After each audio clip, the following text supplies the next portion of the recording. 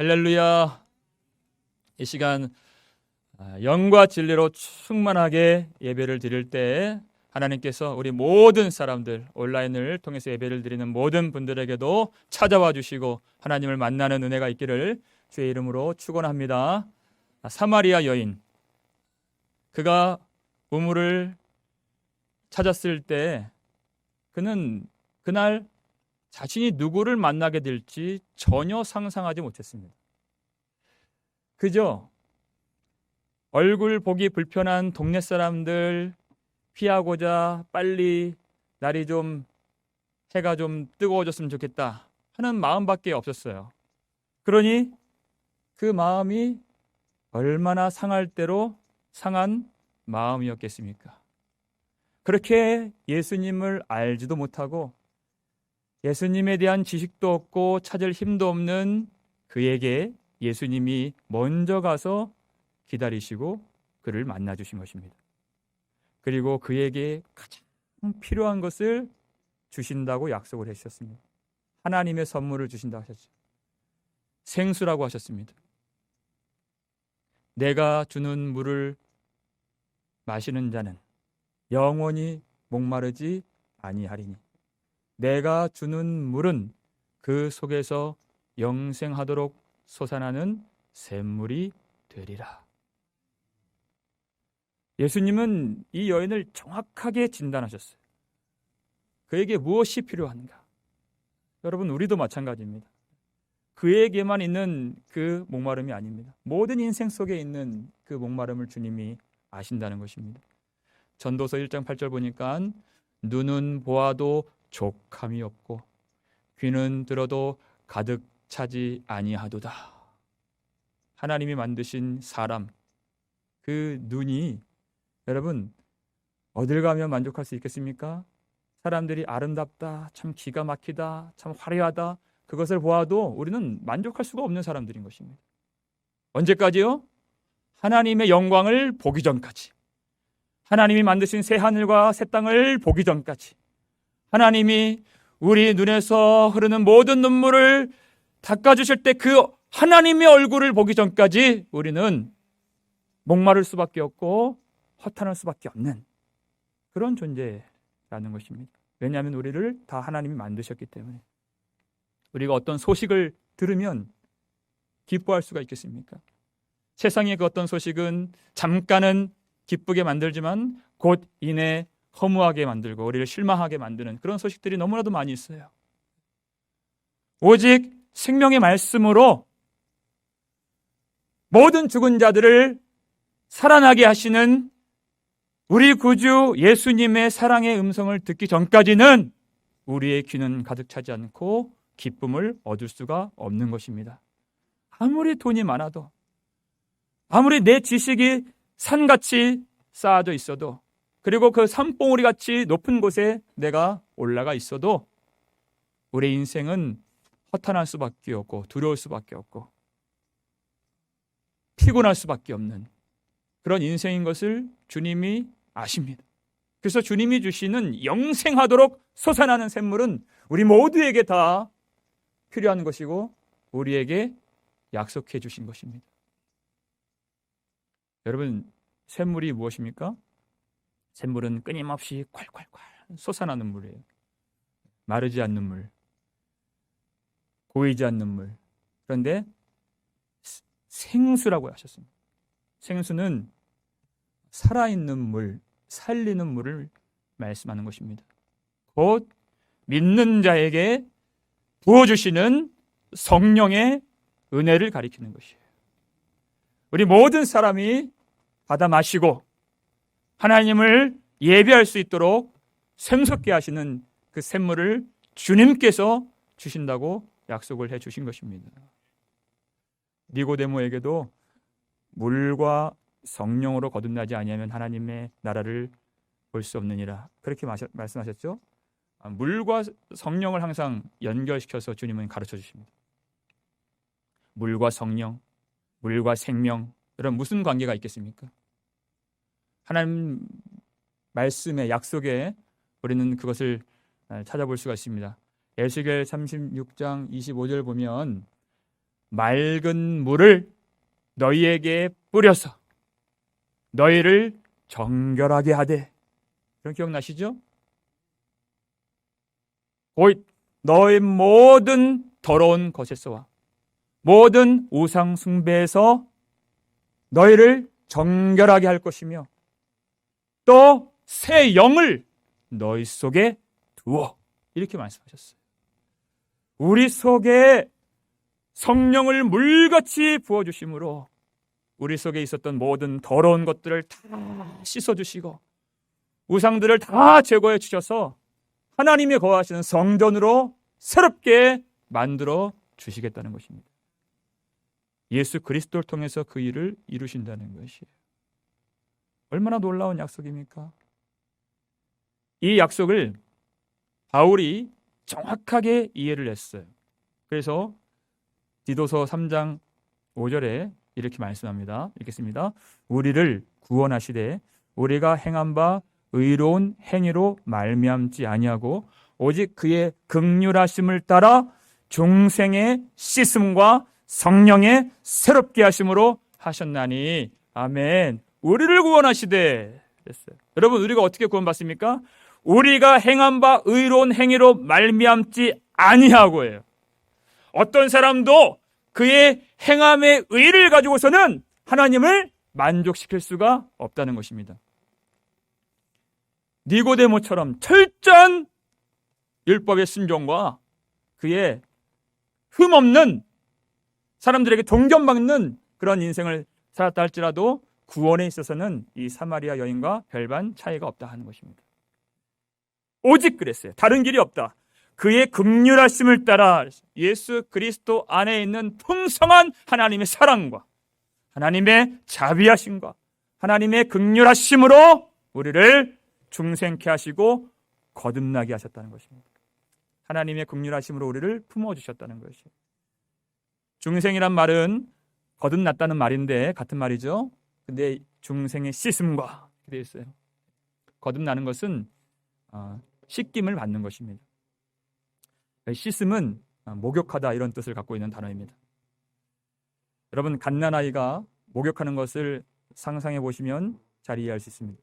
자기 스스로 목도 가눌 수 없는 그 아이가 어떻게 씻습니까? 자기 혼자 못 씻어요.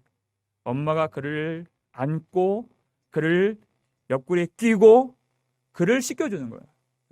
그래야 그가 씻음을 받을 수가 있고 엄마 품에 안겨서 깨끗하게 그날 밤 잠을 잘 수가 있는 것입니다. 여러분, 우리가 거듭나고 하나님의 자녀가 되어서 깨끗해진 것입니다. 언제 깨끗해집니까?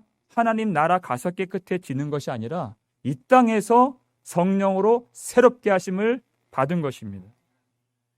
그런데 예수를 믿고 거듭난 사람인데도 불구하고 우리가 부인할 수 없는 것은 우리가 이 세상의 그 더러운 것에 오염되었다. 우리가 그 죄에 우리가 어느 순간 노출이 되고 또 지배를 당한다 하는 그런 때가 있습니다. 다 된 줄 알았는데, 깨끗해진 줄 알았는데 나도 모르는 사이에 스물스물 우리 속에서 욕심이 그렇게 피어오르는 것을 우리가 뒤늦게 발견할 때가 있습니다. 다 된 줄 알았는데 우리 속에서 정욕이 일어나고 미움이 생기고 그것이 없어지질 않고 우리 속에 시기와 또 어떨 때는 원망과 또 하나님이 아닌 어떤 다른 대상을 더 좋아하는 그런 일들이 있을 수 있다는 것이에요. 그런데 여러분, 주님 말씀 잘 기억해 보세요. 영생하도록 솟아나는 샘물이 되리라 그랬어요. 주님이 그 생수 한 바가지만 부어주신 것이 아니라 우리가 영생에 이르기까지 날마다 솟구쳐 오르는 그 생수로 우리의 부정함보다 우리의 연약함보다 항상 넘치고 흘러서 솟구쳐 오르는 그 성령의 은혜를 우리에게 부어주신다는 것입니다. 이것이 우리에게 주신 놀라운 구원의 은혜라는 것이에요. 우리가 그 은혜 때문에 오늘도 예배를 드릴 수가 있는 것입니다. 이 좋은 물을 어떻게 받아 마실 수가 있습니까? 이 여인이 주여 그러한 물을 내게 주사 목마르지 않고 또 여기 물 기르러 오지 않도록 하소서, 이렇게 얘기한 거예요. 이 여인이 주님이 주실 그 물에 대해서 정확하게 이해는 하지 못했습니다. 그런 우물 같은 물이 아닌데 잘은 몰랐어요. 그렇지만 주님의 그 약속에 대한 소망을 갖고 바라는 마음이 생겼다는 것입니다. 우리도 마찬가지예요. 주님이 말씀하시면 항상 하늘의 것을 말씀해 주시면 땅의 것으로 받는 것이 바로 우리예요. 그렇지만 예수님은 이 여인이 잘 모르더라도, 아직은 깨닫지 못했더라도 그것을 구하는 것을 귀하게 여겨 주셨다는 것입니다. 우리가 다 알고 깨달아서 주님께 기도하고 구하는 것이 아닙니다. 너무나도 모르지만, 부족하지만, 연약하지만 우리가 주님을 바라보고 있으면 주님은 우리를 붙잡고 놓지 아니하시는 주님이십니다. 반드시 그리스도의 장성한 분량이 충만한 데까지 이르도록 인도하실 줄 믿는 것입니다. 그 여인이 그 물을 달라 구하니 주님이 뭐라고 말씀하세요? 갑자기 대뜸 너는 가서 내 남편을 불러오라 했어요. 여러분, 우리가 그 여인의 얼굴을 지금 보고 있지는 않지만요, 너무나도 소스라치게 놀랐을 것이에요. 아주 얼굴이 시뻘겋게 그렇게 달아올랐을 것입니다. 왜냐하면 사람마다 어떤 그 건드리면 너무나도 아픈 그런 부위가 있잖아요. 그것을 딱 건드리면 완전 멘탈이 무너진, 그래서 너무나도 부끄러워서 감추고 싶은 그런 부분들이 하나씩 다 있습니다. 이 여인에게는 남편에 관한 문제가 바로 그런 부분이었어요. 남편을 불러오라 했더니 이 여인이 나는 남편이 없나이다. 저 남편 없어요 하고 딱 이렇게 철벽을 치는 거예요. 더 이상 그 얘기 하고 싶지 않습니다, 이런 뜻이죠. 그런데 예수님은 집요하게 그 남편에 대한 이야기를 이어가시는 것입니다. 내가 남편이 없다는 말이 옳도다. 너에게 남편 5이 있었고 지금 있는 자도 내 남편이 아니니 내 하는 말이 참되도다. 주님 왜 그 부끄러운 일을 들춰내시는 것입니까? 이 여인을 괴롭게 할 의도가 전혀 없으신 것입니다. 왜냐하면 이 여인이 갖고 있는 그 목마름의 근원이 그 속에 있는 죄에 있는 것을 가르쳐 주신 것이에요. 그 문제가 해결받아야 되는 것입니다. 지금 2000년이 지난 이 시대에도 아마 남편이 전에 5 있었다 하는 어떤 여인을 만난다면 아마 곱게 보지는 않을 것입니다. 그땐 더했죠. 남편이 5 있었다는 것은 그 여인이 도덕적으로 좀 망가진 인생을 살았다는 것을 말하는 것입니다. 그리고 지금 있는 남자도 합법적인 결혼의 관계 안에 있는 남자가 아니기 때문에 예수님 말씀은 곧 전에부터 지금까지 이 여인이 음행을 저지르며 살아왔다는 것을 폭로시켜 주신 것이에요. 왜 주님이 이것을 다 들춰내시는가? 만약 사람이 그것을 알았더라면 사람들은 그것을 조롱하고 손가락질하고 그 약점을 붙들고 물고 뜯고 아마 억누르고 공격하고 그것을 이용했을 것입니다. 어떤 때는 참 그렇기 때문에 남편에게도 말 못할 이야기가 있고 부인에게도 말 못할 이야기가 있는 그런 인생들이에요. 그런데 예수님은 그것을 약점으로 잡고 누르기 위해서 이것을 들추신 것이 아니라 그 죄에서 해방시켜 주시기 위해서 그것을 들춰내신다는 것입니다. 9절 말씀 보면 만일 내가 하나님의 선물과 곧 또 내게 물 좀 달라는 이가 누구인 줄 알았더라면 내가 그에게 구하였을 것이요 그랬어요. 예수님이 누구신 줄을 알아야 하나님의 선물을 그에게 구할 수 있다는 것입니다. 내가 죄 없습니다 하고 숨기면 예수님과 아무 상관이 없는 것이에요. 예수님이 주실 하나님의 선물을 받을 수가 없고 예수님이 주시는 복을 누릴 수가 없는 것입니다. 왜냐하면 예수님은 세상 죄를 모두 지고 가신 하나님의 어린 양이 되시기 때문에 이 죄의 문제를 다 해결해 주실 분이십니다. 그래서 주님 앞에서는 이것들이 다 드러나야 하는 것이, 아니 드러나게 되어 있는 것입니다. 왜냐하면 예수님은 빛이시기 때문에 그것이 다 드러나게 되어 있는 것이에요. 여러분, 우리가 살면서 생활의 안정을 찾고 돈도 벌리고 건강이 회복되면 우리 인생 별로 문제 없는 것처럼 느껴집니다. 그런데 주님은 절대 그렇게만 보시지 않는다는 것이에요. 니고데모의 인생 무슨 문제가 있었습니까? 높은 지위와 많은 재산과 사람들의 존경과 그 학식과 권력과 다 가졌어요. 그런데 흠 없고 점 없으신 예수님 앞에 서니까 모든 것이 흠이에요. 그것이 우리 인생입니다. 소아시아 7교회 중에서 가장 부유했던 교회가, 가장 부자였던 교회가 라오디게아 교회였잖아요. 무슨 명령이 있었죠? 안약을 사서 발라보게 하라. 안약을 사서 성도들 눈에 좀 발라보게 하라. 은유적으로 그렇게 말씀하셨어요. 그들 부유함의 껍데기를 다 걷어치우고 형식적인 예배의 껍질을 다 벗겨내서 그 속에 있는 그 가련한 것과 곤고한 것과 가난한 것과 눈 먼 것과 헐벗은 것을 보게 하라. 주님이 그것을 보신다는 것이에요. 우리가 어떤 실체를 갖고 있는가? 여러분, 이 여인이 어떤 문제가 가장 이 여인에게 심각한 문제였습니까? 그 수치 많고 상처 많은 그 인생 가운데 도무지 사람들을 상종할 수 없는 것이에요. 그러니까 한낮에 12시에 물도로 나올 수밖에 없는 그 비련한 그 여인이었죠.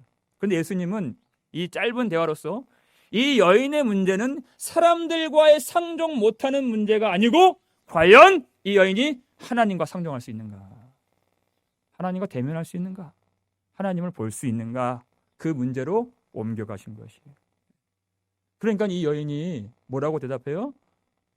주여, 내가 보니 선지자로소이다. 과연 내가 하나님께 나아가 예배를 드리고 용서를 받을 수 있겠습니까? 하는 관심과 생각으로 옮아갔다는 것이에요. 그래서 뭐라고 질문을 해요? 20절입니다.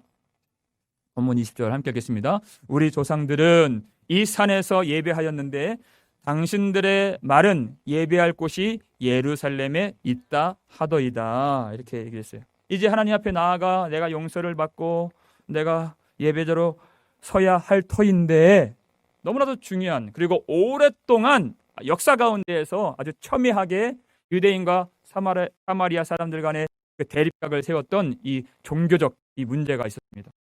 과연 예배 처소가 어딘가? 것들이요. 예루살렘 사람들은 성전이 있는 그곳에서 예배를 드리고 사마리아 사람들은 따로 자기들만의 성전을 지어서 예배를 드리기 때문에 이 두 강이 하나가 되지 않는 그런 문제 가운데 있었습니다. 근데 하나님의 약속은, 하나님의 뜻은 어디에 있었는가? 먼저 그 말씀을 본다면 신명기 12장 5절 말씀이죠. 읽겠습니다. 오직 너희의 하나님 여호와께서 자기의 이름을 두시려고 너희 모든 지파 중에서 택하신 곳인 그 계실 곳으로 찾아 나아가서, 이것이 예배 처소인 것입니다. 어디입니까? 여호와께서 자기의 이름을 두시려고 택하신 곳이에요. 그곳이 있다. 그것을 남유다 사람들은 예루살렘으로 해석을 했습니다. 하나님의 약속이 있는 그곳, 이삭이 번제로 바쳐진 그 모리아산, 그 터, 그 예루살렘, 다윗과 솔로몬을 통해서 성전을 지으라고 하나님이 명령하신 그곳에서의 예배만 제사로 그들은 인정했어요. 그런데 이 유다 사람들과 완전히 반목하게 된 사마리아 사람들은 그곳에 가고 싶지도 않고, 성경을 보니까 아브라함이 가나안 땅에 처음 와서 최초로 여호와 앞에 제단을 쌓은 곳이 창세기 12장을 보면 세겜 땅이었어요. 그리고 이스라엘 백성들이 가나안 땅에 그 민족들이 들어와서 하나님께서 축복을 선포해 주셨던 그 산이 세겜 땅에 있는 그리심 산이었습니다. 아, 여기가 좋겠구나 하고서 그 세겜에 있는 그리심 산에 자기들만의 성전을 짓고 지금까지 예배를 드려왔던 것입니다. 과연 어디에서 예배를 드리고 어떻게 하나님 앞에 나아갈 수 있겠습니까? 그렇게 이 신학적 고민을 가지고 이 여인이 예수님께 물었을 때 21절 예수님이 이렇게 대답을 해 주십니다. 읽겠습니다. 예수께서 이르시되 여자여 내 말을 믿으라. 이 산에서도 말고 예루살렘에서도 말고 너희가 아버지께 예배할 때가 이르리라. 아멘. 그랬어요. 자, 이 산도 아니고 그리고 예루살렘도 아니고 장소적인 문제가 아니라 아버지께 예배할 때, 그 시간의 문제, 그때가 이르리라. 주님 이렇게 말씀하신 것이에요. 여러분, 그때가 언제입니까? 왜 그때가 중요한 것입니까?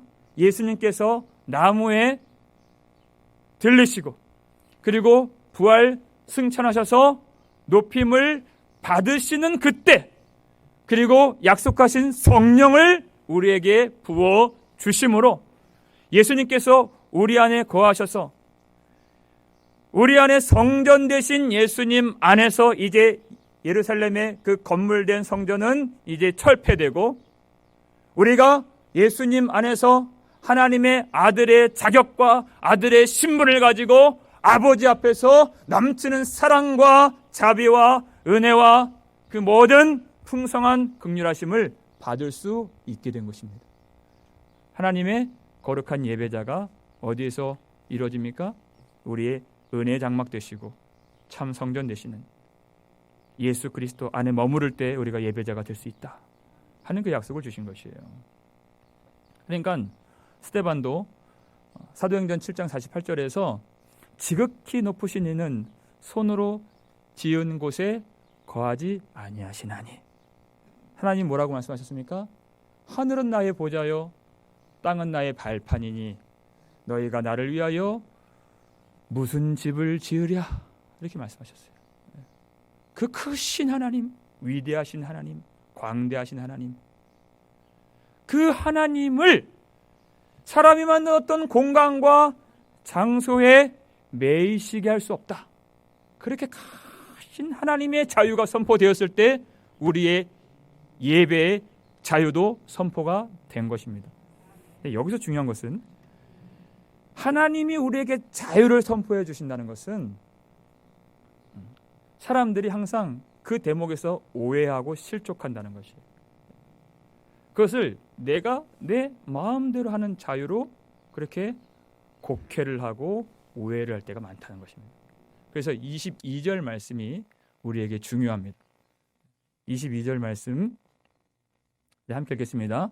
너희는 알지 못하는 것을 예배하고 우리는 아는 것을 예배하노니 이는 구원이 유대인에게서 남이라. 아멘. 그래서요. 자, 21절 그리고 23절, 24절은 한결같은 같은 결의 말씀인데 22절은 좀 결이 달라요. 그래서 23절, 24절은 사람들이 잘 기억합니다. 근데 22절은 잘 알지도 못하고 별로 중요하게 여기지도 않고 기억도 안 하는 말씀이에요. 그런데 너무나도 중요해요. 왜냐하면 너희는 알지 못하는 것을 예배하고 그랬습니다. 너희는 바로 사마리아 사람 전부를 말하는 것입니다. 그들은 예배 대상을 알지 못한다. 왜냐하면 그들은 모세 오경만 믿고 있었기 때문에 하나님이 역사서를 통해서 역사 가운데 임재하시고 그리고 다윗과 솔로몬을 통해서 성전을 지으라 명령하시고 그리고 많은 선지자들을 통해서 하나님이 약속하신 진정한 그 성전에 대해서 도무지 깨달음이 없고 그것을 다 버렸기 때문에 이 사마리아 사람들은 하나님을 알지 못하고 예배하고 있다. 주님 그렇게 말씀하신 것이에요. 유대인들은 완벽하지 않고 모자람이 많고 그들이 부족한 점이 많이 있지만 말씀을 버리지 않고 예루살렘에서 성전에서 예배를 드려온 것이 그것이 옳았던 일이다. 주님이 이렇게 가르쳐 주신 것입니다. 무슨 말씀이냐면 하나님의 말씀을 떠나서는 온전한 예배를 드릴 수가 없고 하나님을 알 수도 없으며 하나님이 보내신다고 약속하신 메시아를 우리가 깨달을 수 없다는 것입니다. 하나님의 말씀은 제쳐두고 이 사마리아 사람들은 그냥 자기가 해석한 대로 자기 마음대로 이 말씀을 여기다 갖다 붙이고 또 떼어서 저기다 갖다 붙여서 하나님이 명령하신 적이 없는 세겜 땅 그리심산에 자기들만의 성전을 짓고 예배를 드리겠다 하는 거예요. 거기다 성전을 짓고 예배를 드리면 아무리 정성을 쏟아붓고 그들이 열심을 다해 예배를 드려도 그들은 하나님을 모르기 때문에 그는 온전한 예배를 그들은 드릴 수가 없었던 것입니다. 하나님은 분명하게 말씀으로 계시하시는 하나님이십니다. 아무리 새 시대가 되어서 예수 그리스도로 말미암아 성령의 새 시대가 되었다 하더라도 이 사마리아 사람들은 반드시 말씀으로 돌아와야 했다는 것이에요. 왜냐하면 예수님이 이 땅에 오신 것은 임의로 오신 것이 아니라 모든 말씀에서 기록하신 대로 약속하신 대로 예수님이 임하신 것입니다. 예수님의 죽으신 것은 고린도 전서 15장 3절 4절 말씀처럼 임의로 죽으신 것이 아니라 성경대로 죽으신 것이에요. 예수님이 부활하신 것도 하나님이 약속하신 그대로 호세아를 통해서 다윗을 통해서 모든 선지자들을 통해서 약속하신 대로 성경대로 예수님이 부활하시고 승천하시고 영광을 받으신 것입니다. 다시 말씀으로 돌아봐야 예수 그리스도 하나님의 아들 메시아가 유다 지파 다윗의 집에서 나심을 알고 그를 믿어 예수 그리스도 안에서 하나님 앞에 참으로 영광을 돌리며 예배를 드릴 수 있게 된다는 것이에요. 반드시 말씀으로 돌아야 한다는 거예요. 내가 마음대로 하는 것은 자유가 아닙니다. 하나님이 말씀하신 자유는 하나님의 말씀이 내게 임하여서 이것이 내 뜻인지 하나님의 뜻인지 분간하지 못할 정도로 완전히 하나가 되어서 말씀이 녹아질 때 그것을 하나님의 자유라고 말씀하신 것이에요. 주님의 뜻, 주의 생각, 주의 마음이 온전히 내게 임하는 것이에요. 그런데 이 시대에 많은 사람들이 이 자유를 내가 마음대로 하는 그 자유를 생각해요. 특별히 이 예배 처소에 대한 이 자유를 선포해 주셨을 때 이 요한복음 4장 이 말씀은 근 1년간 가장 많이 언급되고 회자되고 연구되는 그런 아마 말씀일 것입니다. 우리가 이때 조심해야 될 것은 이 자유를 내 육신으로 받아서는 안 된다는 것이에요. 특별히 우리가 코로나 바이러스가 거의 한국 같으면 한 1년이 넘었죠. 미국 한 10개월 정도 우리가 이렇게 예배를 드리게 되었는데 이 말씀을 육신으로 받으면 어떻게 되는가? 꼭 교회를 나가야 되는가? 많은 그런 연구진들이 설문조사를 했습니다. 온라인 예배를 드릴 때에도 과연 온전하게 예배를 드리고 계십니까? 그런데 그 대답은 그렇게 긍정적인 대답이 아니었어요. 그리고 앞으로도 코로나 바이러스가 끝나더라도 나는 굳이 교회 가서 예배를 드리지 않겠습니다 라고 응답한 사람들이 굉장히 많이 있다는 것이에요. 그리고 지금 많은 교회들이 다 무너지고 있습니다. 하나님이 주신 이 예배의 자유, 이것은 육신으로 받으면 이렇게 되는 것이에요. 정반대로 이것을 해석한 것입니다. 이것은 장소의 자유가 아닙니다. 우리 마음의 자유를 말씀하신 것이에요. 왜냐하면 23절 보니까요. 어떻게 예배를 드립니까? 아버지께 참되게 예배하는 자들은 영과 진리로 예배할 때가 오나니 그랬어요.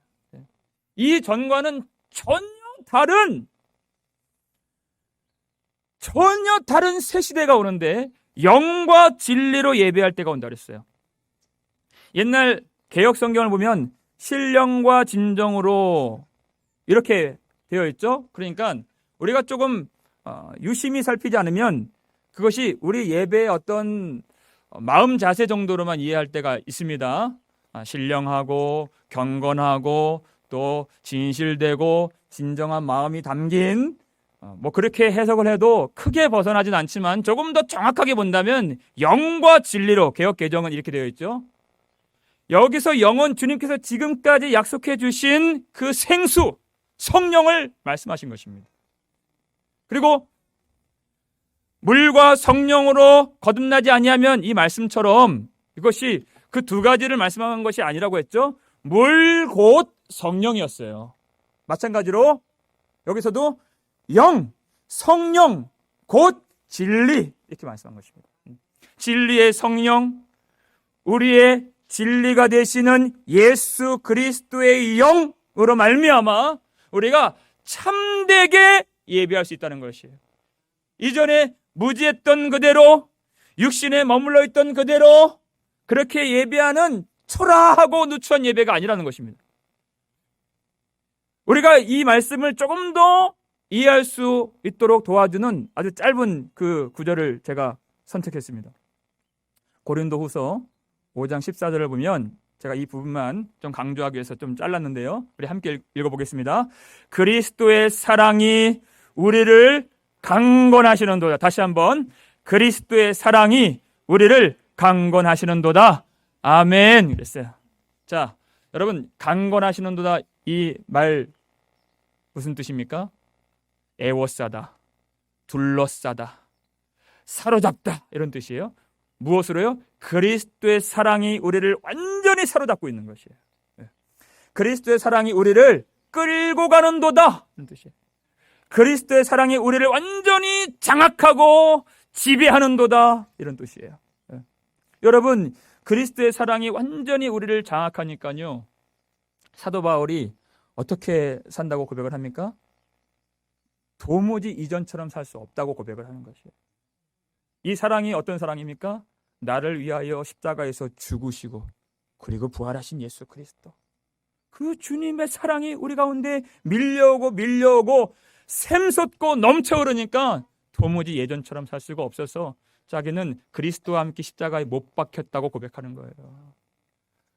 내 욕심 많았던 나의 자아는 그리스도와 함께 못 박혔습니다.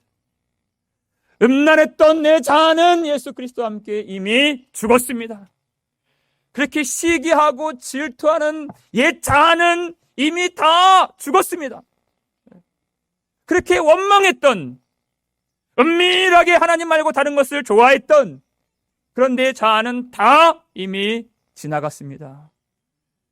그래서 주님이 기뻐하시는, 주님이 사랑하시는 그 말씀을 가지고 주님이 가라 하시는 그곳에 땅 끝까지 가라 하시면 그곳까지 가서 이 복음을 전하고 교회를 세우고 성도들을 섬기는 그 일밖에 할 것이 없는, 완전히 주의 사랑에 사로잡혀서 내 마음대로 내 편한 대로 살 수 없는 그리스도의 노예가 되어서 주님만 섬기는 그런 사도로서 이 고백을 하고 있는 것이에요.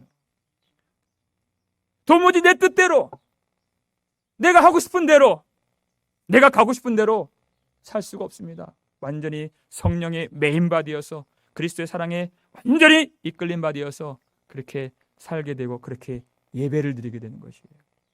그러니까 도무지 내 생각이 들어갈 자리가 없는 것입니다. 내 편의를 위해서 살지 않는 것이에요. 내 만족을 위해서 하는 일이 하나도 없는 것입니다. 완전히 내가 어디를 가든지 어떤 시간이나 완전히 성령에 사로잡혀서 예배를 드리는, 주님을 섬기는, 주님을 구하는. 그러니까 이 육적인 자유로서 내가 방종하고 침륜에 빠지고 나를 더 넘어뜨리는 그런 육적인 자유가 아니라 날마다 샘솟는 영생하도록 샘물처럼 흐르는 성령의 은혜를 따라서 예수 그리스도를 의지하며 그리스도 안에서 하나님을 참되게 사랑하고 주님을 예배하는 완전한 새 시대가 되었다는 것입니다. 얼마나 다른 자유입니까? 이것은 장소의 변화를 말씀하신 것이 아니라 우리의 마음이 변화된 것이에요. 완전히 마음이 새롭게 되어서 새 생명과 새 마음으로 주님을 섬길 수 있는 그런 거룩한 새 백성들이 나타나서 하나님이 그렇게 예배하는 자들을 찾으신다는 것입니다. 여러분, 우리가 정말 모델로 삼아야 할 그런 완전한 예배가 어디 있습니까? 요한계시록을 보면은 몇 번 그 예배가 등장하잖아요. 너무나도 감격스러운 그 예배. 하늘에 있는 천상의 예배자들과 구원받은 14만 4천의 그 성도들이 밤낮 쉬지 않냐고 영원히 주님을 섬기며 예배한다 했습니다. 보좌에 앉으신 우리 하나님과 어린 양께 모든 찬송과 존귀와 영광과 권능을 세세토록 돌릴지어다. 아멘. 그랬어요. 이 영광스러운 예배. 여러분, 이러한 온전한 예배를 우리가 언제 드립니까? 죽어서 드립니까? 이 요한계시록을 쓴 저자가 우리가 보고 있는 요한복음의 동일한 저자입니다. 언제 드려요? 23절 후반절 보세요. 곧 이때라 그랬어요. 곧 이때라. 함께 하겠습니다. 곧 이때라. 아버지께서는 자기에게 이렇게 예배하는 자들을 찾으시느니라. 아멘. 그랬어요. 저 멀리 있는 천국에서 예배를 드리는 것이 아닙니다. 지금 이 땅에서 사는 날 동안에 이 악한 세대 가운데에서 우리의 문제가 다 아직은 해결되지 못하는 가운데에서 이 죄 많은 세상 가운데에서 성난 파도같이 시련이 밀려오고 고통스러운 그런 외로운 중에도 우리는 성령이 우리를 사로잡아 주시고 예수 그리스도의 사랑이 우리를 끌고 가시는 가운데 하나님께서 기뻐하시는 이 참된 예배를 영과 진리로 드릴 수 있다는 것이에요. 지금 이때 한 주간 오늘 이 예배를 생각하면서 많이 걱정하고 그리고 고민하고 생각했습니다. 비가 온다고 하는데 그리고 바람이 그렇게 분다고 하는데 온전히 우리가 야외에서 예배를 드릴 수가 있을까? 그리고 기도를 드리는 거예요. 주님, 이 차가운 날씨가 우리를 흔들리지 않게 하시고 이 겨울 바람이 우리를 사로잡는 것이 아니라 성령의 뜨거운 바람이 우리를 사로잡아 주셔서 온전히 이 환경 가운데서도 살아계신 하나님께 집중하여서 흔들리지 않는 영광의 예배를 주일에 드릴 수 있도록 주님 도와주시옵소서. 기도를 드린 것이 이와 같은 예배가 되시기를 주의 이름으로 축원합니다. 우리가 이렇게 연약하기 때문에 육신을 갖고 있는 이 한계와 무지와 그리고 고통과 질병 속에서도 온전하게 예배를 드릴 수 있는 것은 성령께서 우리를 붙잡아 주시고 예수 그리스도의 이름의 능력으로 우리가 주님 앞에 나아갈 수 있기 때문인 것입니다. 왜 그렇습니까? 하나님은 영이시니 그랬어요. 마지막 24절 함께 읽겠습니다. 하나님은 영이시니 예배하는 자가 영과 진리로 예배할지니라. 아멘. 그랬어요. 하나님은 영이시니 그랬습니다. 하나님은 영이시기 때문에 우리 육을 가진 우리 스스로의 힘과 지혜로는 하나님을 볼 수가 없습니다. 하나님을 깨달을 수가 없고 하나님께 나아갈 수가 없고 하나님을 사랑할 수가 없고 우리는 육적인 것밖에 우리는 사랑할 수 없어요. 하나님을 온전히 예배할 수가 없다는 것입니다. 그래서 하나님의 영으로 성령으로 우리를 사로잡아 주시고 그리스도의 사랑이 우리 가운데 밀려오고 강건해 주실 때 영과 진리로 예배를 드릴 때 참되게 하나님을 예배할 수가 있는 것입니다. 하나님을 성령께서 알게 하시고 말씀이신 예수, 은혜와 진리가 충만하신 예수 그리스도의 영으로 붙잡힌 바 되어서 하나님을 알고 하나님께 나아가고 하나님을 사랑하고 하나님을 예배할 수 있는 생명의 문이 열리게 되었다는 것입니다. 이 말씀을 정리하면서 제가 이 예배를 위하여 세 가지 정도 간단하게 권면하겠습니다. 첫 번째, 여러분 이 온전한 예배가 될 수 있도록 우리 다시 말씀으로 돌아와야 됩니다. 말씀으로 돌아와야 돼요. 일부 예배 끝나고 너무나도 도전을 받고 참 감격했던 일이 뭐냐면, 어떤 분이 저를 붙잡고, 목사님 요즘 얼마나 하나님 말씀의 은혜를 주시는지 1월달 지금 24일인가요? 성경을 벌써 이독을 하셨다 그랬어요. 8시간씩 성경을 읽으시는데, 그분이 새벽에도 나오시고 날마다 그 말씀을 사모하는 게 제가 그 역력하게 보여지거든요. 그런데 그렇게 말씀하시는데, 뭐 예고하고 말씀 그렇게 하신 것도 아니에요. 갑자기. 그런데 얼마나 그것이 도전이 되고 하나님의 그런 은혜 감사하게 되는지 모르겠어요. 여러분 말씀으로 돌아야 됩니다. 왜냐하면 예수님은 말씀이십니다. 말씀이신 예수님을 알고 믿고 우리가 주 안에서 하나님을 볼 수 있기 때문에 반드시 말씀으로 우리가 회개하고 말씀을 의지할 수 있기를 바랍니다. 두 번째 권면은 뭐냐면, 여러분 이 예배는 나 중심의 예배가 아니라 하나님 중심의 예배가 되어야 한다는 것이에요.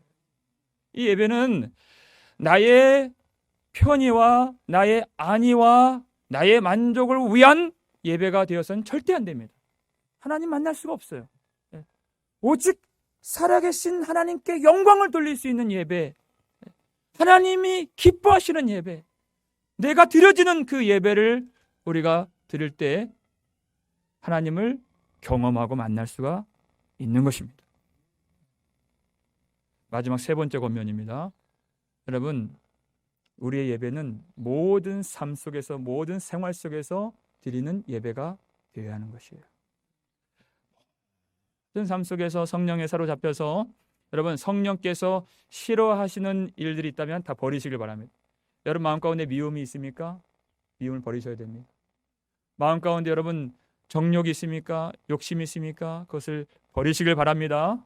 여러분 모든 이기심이 있습니까? 그것을 버릴 때 성령께서 우리를 더 충만하게 채워주시고 더 우리를 사로잡아 주셔서 온전하게 예배할 수 있는 것이에요.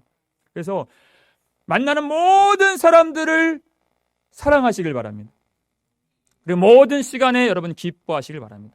그리고 모든 장소에서 화평하시기를 주의 이름으로 축원합니다. 그래서 우리가 온전히 전적으로 주님께 드려질 때에 그것을 우리가 드릴 영적 예배니라 바울이 가르쳐준 것이에요. 모든 삶 속에서 예배를 드리는 것입니다. 사마리아 여인처럼 말씀 따로 예배 따로 그렇게 모순적인 삶을 살면 안 돼요. 예배 따로 생활 따로 그렇게 분리가 되어서는 안 되는 것입니다. 말씀과 예배와 삶이 하나가 되어서 우리의 삶 전부가 예배가 되고 우리의 예배가 삶의 전부가 되는, 다시 하겠습니다. 우리의 삶 전부가 예배가 되고 우리가 드리는 예배가 삶의 전부가 될 수 있기를 주의 이름으로 축원합니다. 이것을 이루기 위하여서 우리에게 주신 하나님의 이 복된 예배를 여러분 사모하시길 바랍니다. 어떻게 삶에서 예배를 드리겠습니까? 이 예배를 버리는데 어떻게 예배를 드리겠어요? 하나님이 임재하시고 말씀 주시는 이 예배, 너희는 와서 듣고 귀를 기울이고 들을지어다 그랬어요. 여러분 이 예배를 사모하시고 기대하시고 이 예배를 소망하시고 사랑하시는 것이 하나님을 사랑하는 것입니다. 그렇게 하나님을 사랑하는 마음으로 영과 진리로 참되게 예배하여 항상 하나님이 찾아주시고 만나주시는 참된 예배자 되시기를 주의 이름으로 축원합니다.